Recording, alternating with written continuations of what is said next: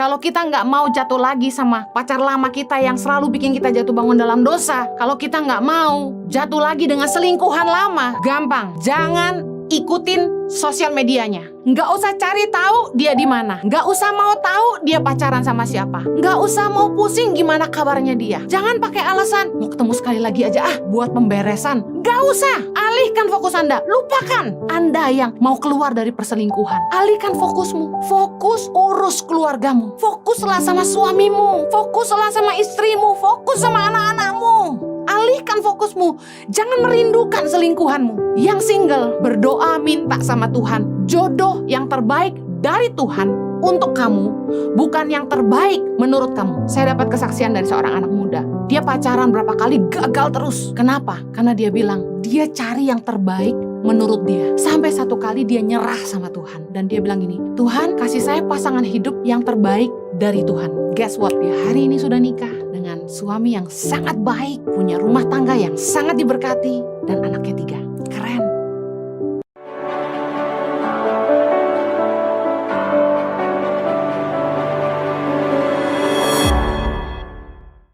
Halo Shalom, salam damai sejahtera bagi kita semua. Senang sekali bisa kembali menyampaikan firman Tuhan secara online kepada Anda di seluruh belahan Indonesia maupun dunia. Bagi orang-orang Indonesia yang tinggal di luar negeri, berdoa Anda semua dalam keadaan baik-baik juga. Hari ini saya akan menyampaikan firman Tuhan dengan tema Jangan Berbuat Dosa Lagi. Tahukah Anda arti pertobatan atau repentance adalah berbalik 180 derajat, berubah total, mengalami pembaharuan, berhenti dari dosa. Yohanes 8 ayat 10-11.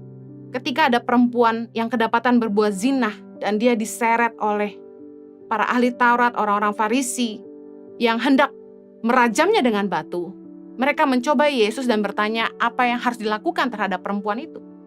Dan kita tahu di kisah ini bahwa Yesus berkata, barang siapa di antara mereka yang tidak pernah berbuat dosa, silakan lempar batu duluan. Dan akhirnya kita tahu bahwa perempuan itu ditinggalkan. Semua orang meninggalkan tempat itu dan gak ada yang merajam batu. Kenapa? Karena sebenarnya semua orang juga berbuat dosa. Semua orang sudah berbuat salah. Tidak ada yang 100% sempurna. Gak pernah bikin salah. Lalu pertanyaannya, kenapa Yesus bilang jangan berbuat dosa lagi? Karena di ayat 10, Yesus bilang gini sama dia. Lalu Yesus bangkit berdiri dan berkata kepadanya, hai perempuan, di manakah mereka? Tidak adakah seorang yang menghukum engkau? Jawabnya, tidak ada Tuhan. Lalu kata Yesus, aku pun tidak menghukum engkau. Pergilah dan jangan berbuat dosa lagi, mulai dari sekarang. Apakah bisa kita nggak berbuat dosa lagi? Bahkan Yesus bilang, mulai dari sekarang. Tahukah Anda bahwa kalau kita itu bisa insyaf, kalau kita tuh bisa bertobat, menyadari kesalahan kita, lalu berbalik dari jalan-jalan kita yang jahat. Semua adalah pekerjaan Roh Kudus di dalam hati kita. Yohanes 16 ayat 7-8 berkata, adalah lebih berguna bagi kamu jika aku pergi, sebab jikalau aku tidak pergi, penghibur itu tidak akan datang kepadamu. Tetapi jikalau aku pergi, aku akan mengutus dia kepadamu. Dan kalau ia datang, ia akan menginsyafkan dunia akan dosa, kebenaran, dan penghakiman. Roh Kuduslah kekuatan yang menginsyafkan kita akan dosa. Sehingga kita bisa sungguh-sungguh menyadari kesalahan kita. Pelanggaran-pelanggaran yang pernah kita buat, atau yang sedang kita buat. Dan akhirnya kita tersadar dan mau berbalik sungguh-sungguh. Pekerjaan Roh Kuduslah yang menyingkapkan selubung di mata hati kita yang tadinya kita nggak ngerasa salah kok. Nggak ngerasa bahwa kita hidup dalam dosa. Kita nggak ngerasa jijik dengan kehidupan dosa yang kita jalanin. Tapi Roh Kuduslah yang kemudian membuka selubung di hati kita, yang menyadarkan kita. Sampai kita bisa ngelihat, kok gue kayak gitu ya? Tapi tahukah Anda, memang Roh Kudus yang menginsyafkan kita. Tapi kitalah yang harus bertanggung jawab untuk menghidupi pertobatan. Keputusan untuk berhenti berbuat dosa harus lahir dari keputusan hati dan disertai dengan tindakan yang nyata. Yesus pesan sama perempuan itu, pergilah dan jangan berbuat dosa lagi mulai dari sekarang. Yesus telah menyelamatkan dia dari rajaman batu. Sama halnya dengan kematian Yesus yang menyelamatkan kita dari api neraka, dari alam maut. Tapi kita punya satu tanggung jawab yang Yesus berikan untuk berhenti berbuat dosa. Jangan berbuat dosa lagi, mulai dari sekarang. Keputusan untuk sungguh-sungguh bertobat, berhenti berbuat dosa, harus lahir dari keputusan hati kita. Gak bisa karena dipaksa orang lain. Apakah ada orang yang merokok, lalu berhenti merokok karena dipaksa orang? Gak akan bisa. Orang gak akan bisa berhenti kalau bukan keputusan hati. Keputusan hati yang bulat, yang kemudian akan melahirkan tindakan yang nyata. Kalau kita sungguh-sungguh mau bertobat, ini langkah pertama yang kita harus buat. Kita harus menjauhi medan dosa. Apa itu medan dosa? Jangan mendekati hal-hal yang membuat kita jatuh lagi dalam dosa yang sama. Karena kita semua ini punya titik lemah, kita punya kelemahan sebagai manusia. Kita harus jujur dan gak boleh munafik. Oh enggak kok, gue kuat kok. Ketemu pacar lama biasa. Enggak, gak bisa. Gue cuma ngobrol sama bekas selingkuhan gue, pengen tahu aja kabarnya gimana. Enggak. Kita semua punya kelemahan yang kita harus jujur dan harus tidak boleh munafik. Kita nggak bisa menyelamatkan teman-teman kita yang lama, yang hidup dalam dosa. Kita mungkin kasihan sama mereka. Kita pengen ngeluarin mereka dari lumpur dosa.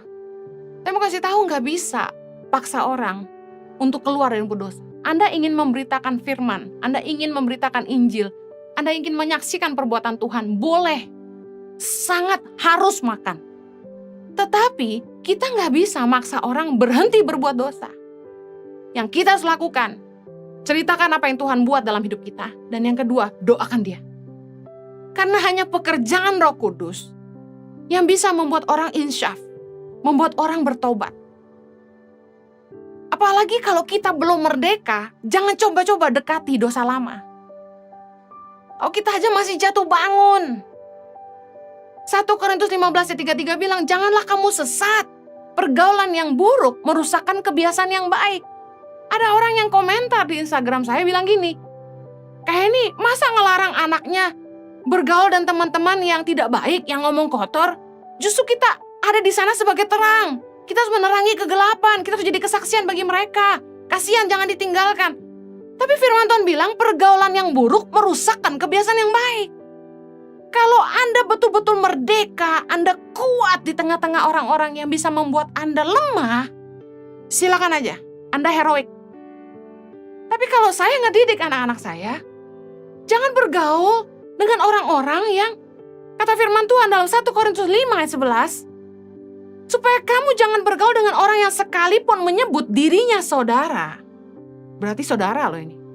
Adalah orang cabul, kikir, penyembah berhala, pemfitnah, pemabuk, atau penipu.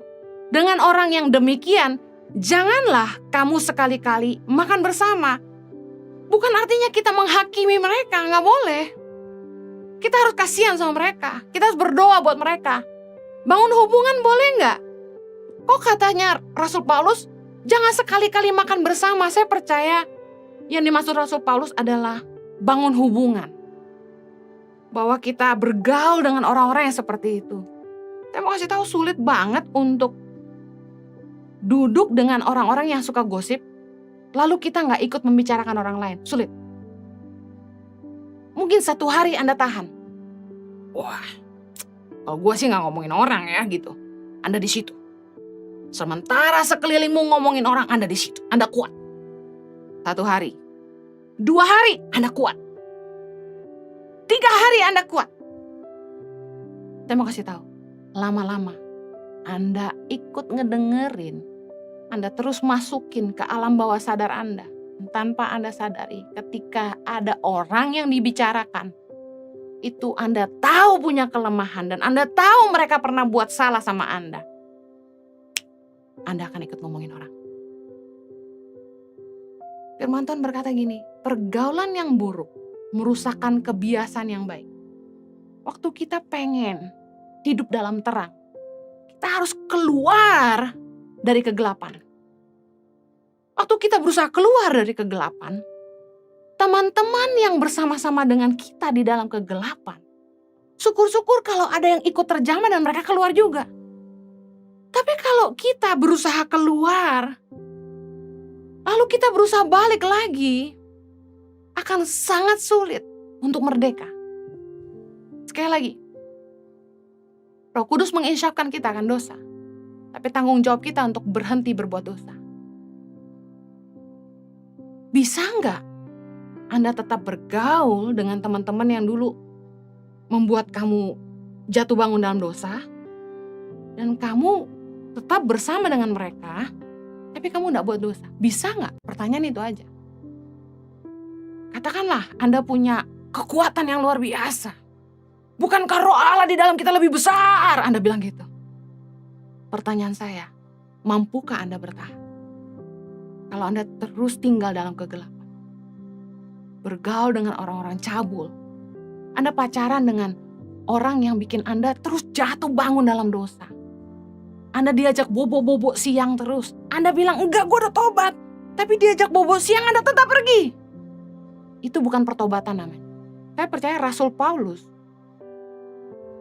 punya alasan untuk bilang, jangan bergaul dengan orang yang sekalipun menyebut dirinya saudara adalah orang cabul, kikir, penyembah berhala, pemfitnah, pemabuk, atau penipu. Bahkan jangan sampai makan sama mereka, karena Rasul Paulus tahu kita nggak mungkin nggak jadi sama dengan mereka kalau kita hidup di tengah-tengah mereka. Hati kita akan condong ngikut ke Allah lain kalau kita nikah sama orang yang menyembah Allah lain. Itu yang terjadi dengan Salomo. Kita bohong kalau bilang, enggak, gue pacaran sama bukan anak Tuhan.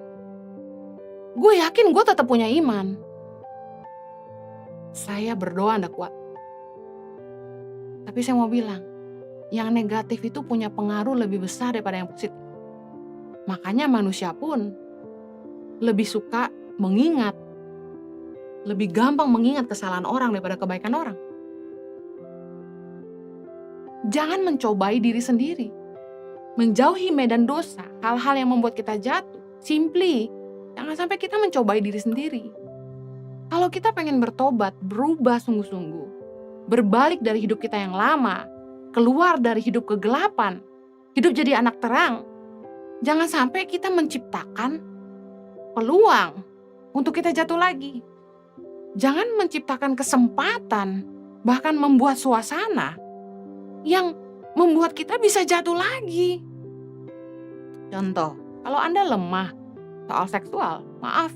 Kalau Anda dulu pernah hidup dalam kenajisan, percabulan, Anda hidup dalam dosa seksual, ya jangan genit lagi gitu loh. Jangan terlalu dekat dengan lawan jenis ataupun sesama jenis yang bisa membuat Anda jatuh. Hindari berdua-duaan. Di tempat gelap lagi. Yang Anda gak diawasin orang. Kalau Anda pengen berubah, oke, sepakat sama pacarmu, kita gak mau hidup dalam dosa lagi. Kita mau pacaran dalam kekudusan. Ya jangan cari tempat sepi yang gak diawasi orang. Apalagi gelap. Apalagi punya peluang. Orang tua keluar kota, ke rumah yuk. Jangan. Pacaran di tempat umum yang orang lihat Anda. Tapi ada juga yang saya lihat, biarpun di tempat umum, gak peduli tuh. Korek-korek mulut. Pegang-pegang ini, pegang itu. Tapi kalau kita niat hidup dalam kekudusan, saya percaya tanggung jawab kita untuk berhenti berbuat dosa. Matius 26 ayat 41 bilang, berjaga-jagalah dan berdoalah supaya kamu jangan jatuh ke dalam pencobaan. Roh memang penurut, tetapi daging lemah. Jangan nyalain Roh Kudus. Roh Kudus gak tahan saya sih. Waktu saya mulai bergairah, Roh Kudus di mana? Gak gitu. Kita yang mendekati medan dosa, kita yang mancing diri sendiri, kita yang menciptakan suasana, kita yang buka celah. Firman Tuhan bilang jaga hati. Lalu kita marah. Lalu kita salahin orang. Kalian sih bikin saya marah. Dosa tahu bikin orang marah kan gitu. Padahal tanggung jawab untuk jaga hati itu di kita.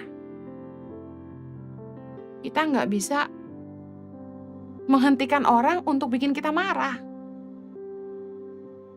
Kalau kita nggak mau hidup dalam dosa, jangan dekati lagi medan dosa. Yang kedua, kalau kita pengen hidup dalam pertobatan yang sungguh-sungguh, alihkan fokus Anda.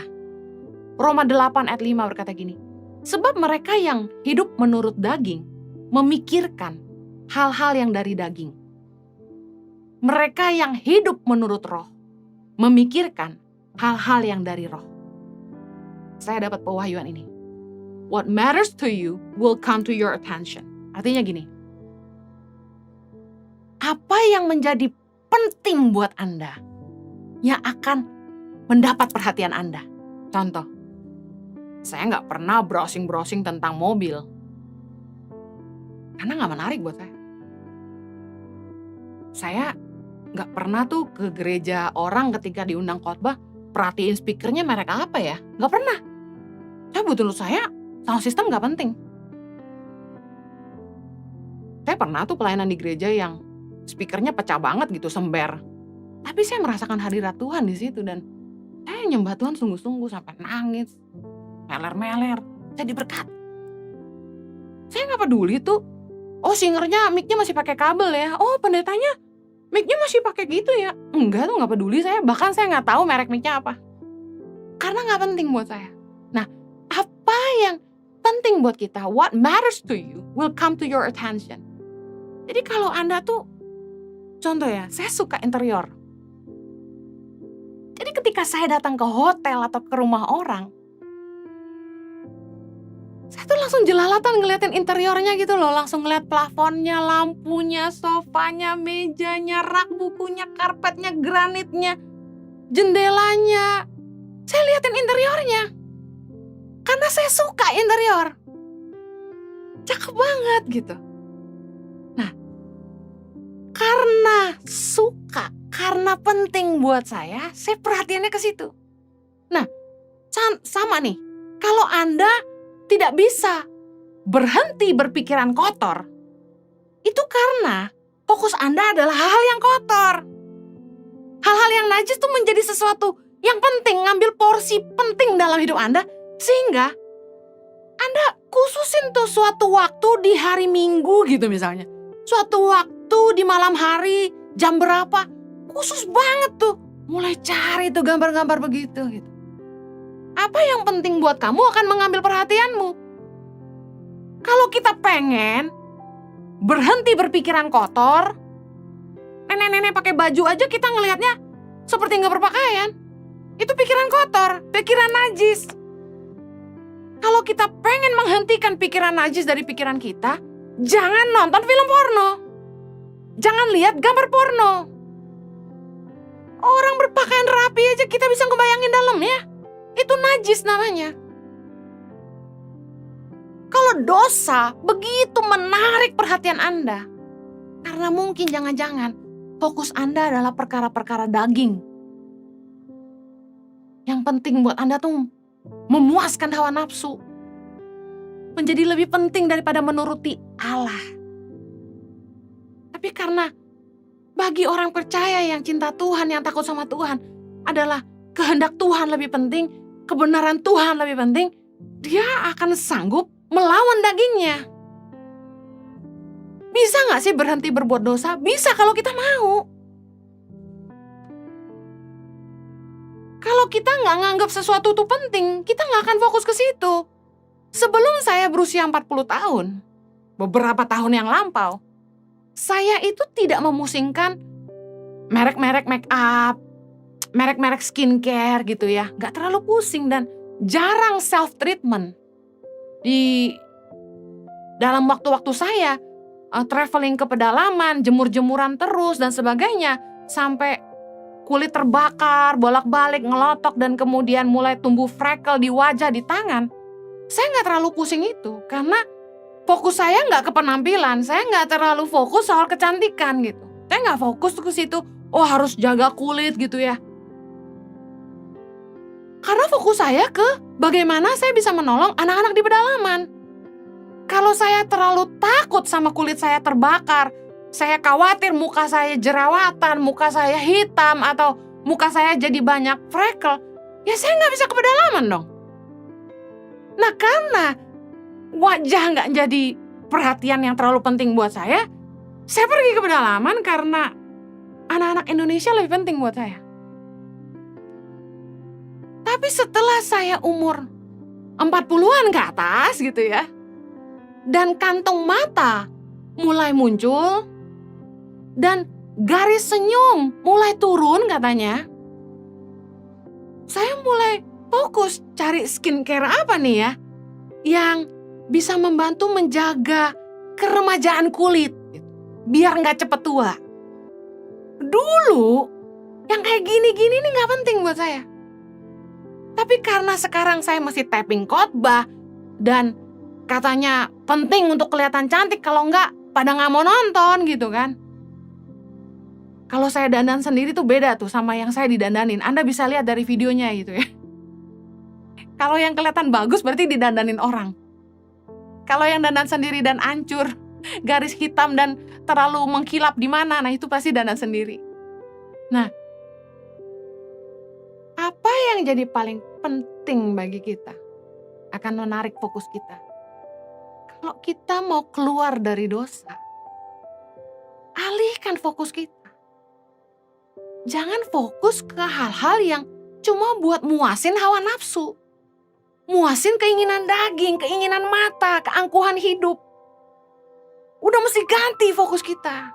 Kalau Anda tukang mabok dan Anda pengen bertobat, jangan browsing minuman-minuman keras lagi di Tokopedia gitu kan. Jangan browsing di Instagram, sosial media tentang minuman-minuman terbaru gitu. Ya katanya mau berhenti mabok. Keputusan hati kita yang bulat harusnya melahirkan tindakan.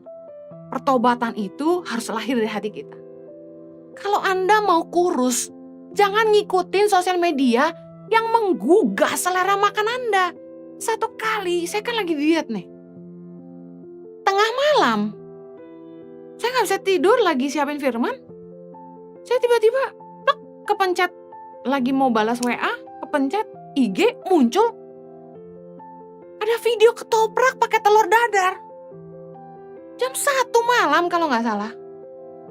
Tebak aja, udah gak makan malam, udah lapar, dan lihat makanan kesukaan saya diunggah di sosial media. Itu sih, iseng-iseng buka online, pemesanan makanan online.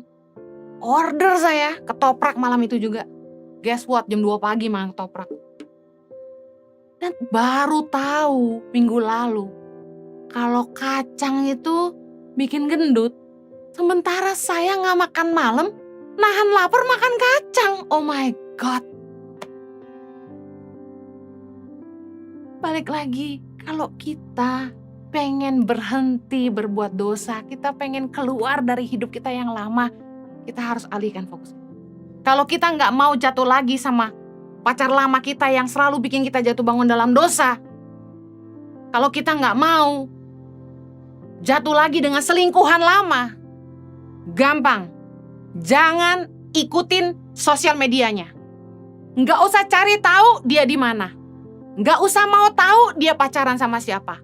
Nggak usah mau pusing gimana kabarnya dia. Jangan pakai alasan, mau ketemu sekali lagi aja buat pemberesan. Nggak usah. Alihkan fokus Anda, lupakan. Yang single, berdoa minta sama Tuhan jodoh yang terbaik dari Tuhan untuk kamu, bukan yang terbaik menurut kamu. Saya dapat kesaksian dari seorang anak muda. Dia pacaran berapa kali gagal terus. Kenapa? Karena dia bilang, dia cari yang terbaik menurut dia. Sampai satu kali dia nyerah sama Tuhan. Dan dia bilang gini, Tuhan, kasih saya pasangan hidup yang terbaik dari Tuhan. Guess what? Dia hari ini sudah nikah dengan suami yang sangat baik, punya rumah tangga yang sangat diberkati, dan anaknya 3. Keren. Masa cari pacar nggak pakai mata, Bu Heni? Mata butuh, tapi doa lebih perlu. Serahin sama Tuhan deh yang maha tahu. Kadang-kadang mata kita itu menipu. Anda yang mau keluar dari perselingkuhan, alihkan fokusmu. Fokus urus keluargamu. Fokuslah sama suamimu. Fokuslah sama istrimu. Fokus sama anak-anakmu. Alihkan fokusmu. Jangan merindukan selingkuhanmu. Kalau Anda mau keluar dari dosa, menjauhlah dari medan dosa, alihkan fokus Anda. Yang ketiga, hidup baru. Efesus 4 ayat 17-24. Dengan judul perikop manusia baru. Kita baca ayat 17. Sebab itu kukatakan dan kutegaskan ini kepadamu di dalam Tuhan. Jangan hidup lagi sama seperti orang-orang yang tidak mengenal Allah. Dengan pikirannya yang sia-sia dan pengertiannya yang gelap.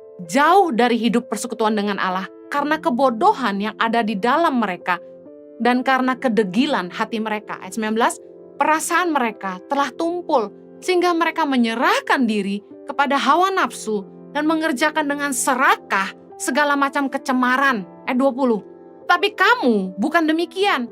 Kamu telah belajar mengenal Kristus karena kamu telah mendengar tentang Dia dan menerima pengajaran di dalam Dia menurut kebenaran yang nyata dalam Yesus, yaitu bahwa kamu berhubung dengan kehidupan kamu yang dahulu, harus menanggalkan manusia lama yang menemui kebinasaannya oleh nafsunya yang menyesatkan, supaya kamu dibaharui di dalam roh dan pikiranmu dan mengenakan manusia baru yang telah diciptakan menurut kehendak Allah di dalam kebenaran dan kekudusan yang sesungguhnya.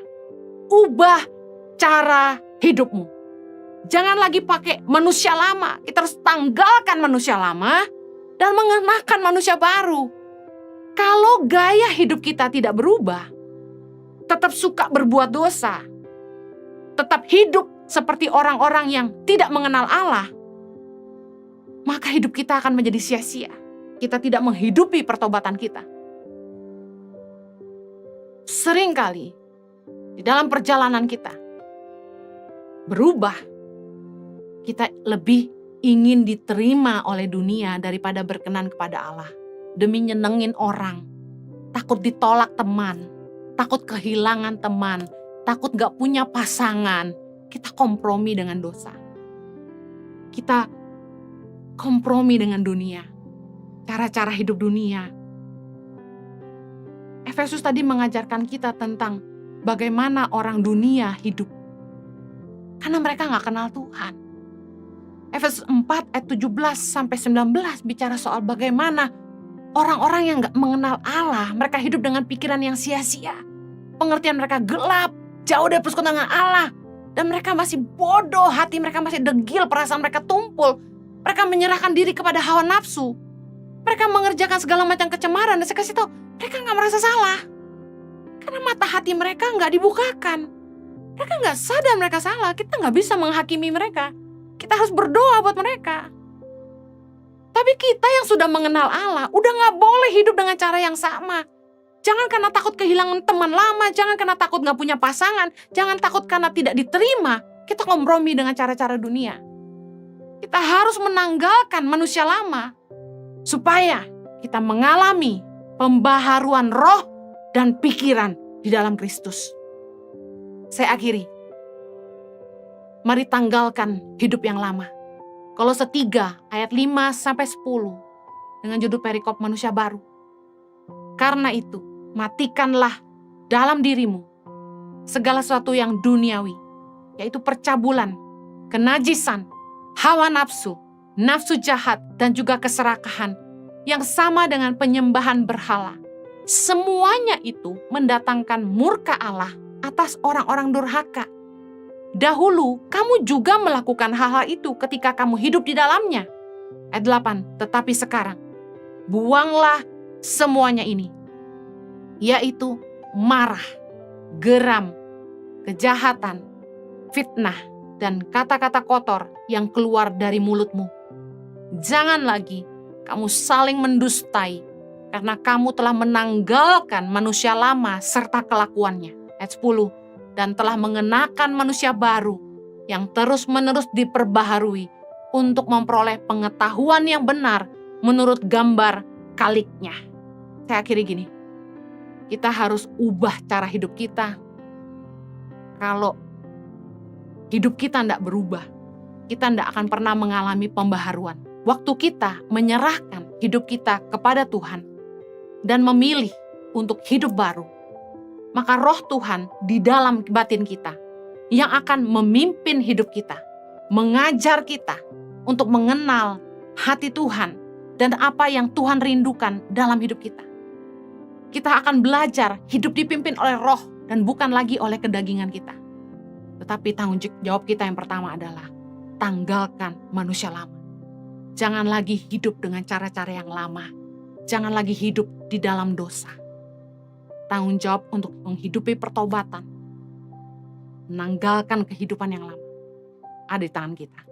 Saya berdoa agar hidup Anda berkemenangan dan Anda menghidupi pertobatan Anda dengan sungguh-sungguh, supaya kita tidak menyia-nyiakan kasih karunia Allah. 2 Korintus 6 ayat 1. Sebagai teman-teman sekerja, kami menasihatkan kamu, supaya kamu jangan membuat menjadi sia-sia kasih karunia Allah yang telah kamu terima. Saya berdoa agar Anda memahami firman Tuhan ini, bahwa pengenalan akan Tuhan adalah kasih karunia.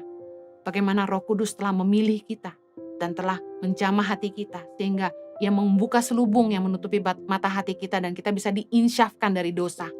Jangan menyia-nyiakan kasih karunia Allah. Hidupi pertobatan kita seperti perintah Yesus. Pergilah dan jangan berbuat dosa lagi mulai dari sekarang. Tuhan memberkati. Mari kita berdoa. Bapa di sorga, kiranya kasih karunia menolong kami, memampukan kami, supaya kami boleh menanggalkan manusia lama. Kiranya Roh Kudus boleh terus menuntun hidup kami, mengajar kami, memimpin kami. Biarlah pertimbangan hati kami dijaga Tuhan, supaya kami selalu membuat keputusan yang benar. Taruhlah takut akan Tuhan dalam batin setiap kami, supaya kami menjauhi apa yang jahat, menjauhi apa yang najis, menjauhi kehidupan dosa, meninggalkan manusia lama. Tuhan, tolong kami, berikan kami kekuatan. Kiranya kasih karunia-Mu memampukan kami. Demi nama Yesus kami berdoa. Amen. Keep winning. God bless you.